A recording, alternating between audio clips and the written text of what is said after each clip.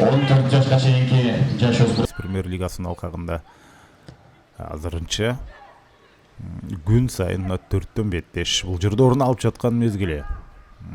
Балдар тегерегиндеги убакыт бар.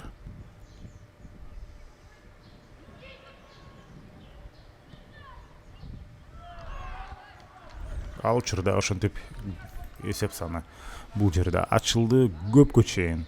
Дал ошол 3 команданын гана жеке беттештеринин эсеп сандары ал жерде эсепке алынат. Андыктан мисалы үчүн кандай керемет ылдамдык баарынан өтүп барды Атай жана эң акыркы сокку жыйынтыгында гол. Эң акыркы коргоочу дагы аны тосуп кала алган жок. Атай Райымбеков дубль жасап турат. Бүгүнкү оюнда болбой калышы деле ыктымал. Ысык көл үчүн эң башкысы жеңишке ээ болуп 3 упай алып коюу негизинен белгилүү. Азыр сонун гол. Мына ошол жерде чыныгы Америктин огундай чабылды, ишке ашырды.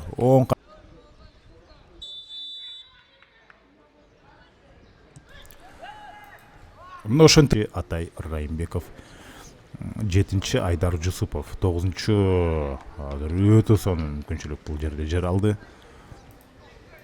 Алишер Аттокуров оң канаттан кирип барып чыгарган болчу. Жана дарбаза бош ушул жерден соккуну шашып узатып алды.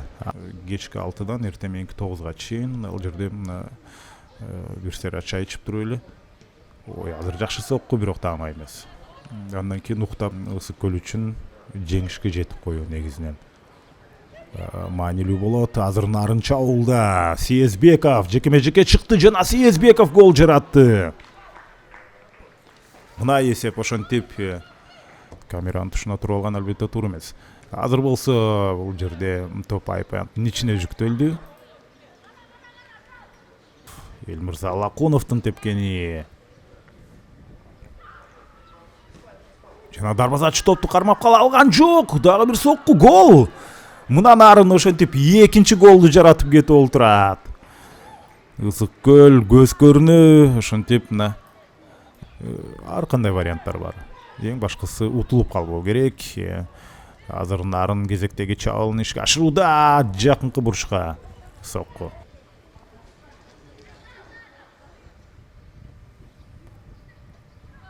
Өзгөчө траектория менен болжол менен дарбазачы турган жака. Азыр алыскы бурчка топ кайтты. Жана гол! 1 секундта мына ушундай бурулуп туруп гол жаратып кеткенге азыр сол канаттан жогорку ылдамдык менен бара жатат. Пас берүү керек. Жана кана пас бергенге жетишти. Гол! Ошентип эсеп 4-3. Мындай боло турган болсо, демек дагы бир гол жаратып керек. Жана азыр гол жаратуу мүмкүнчүлүгү. Мына гол бүгүнкү беттешке дал ушундай чекит коюлду. Эсеп 5-3.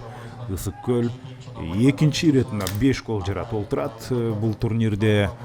Караңыздарчы. Мына Буткеймин тазалап эсеп 5-3. Эми жеңүүчү ким экени белгилүү. Мына финалдык кышкырыкта жаңырды Ысык көл командасын.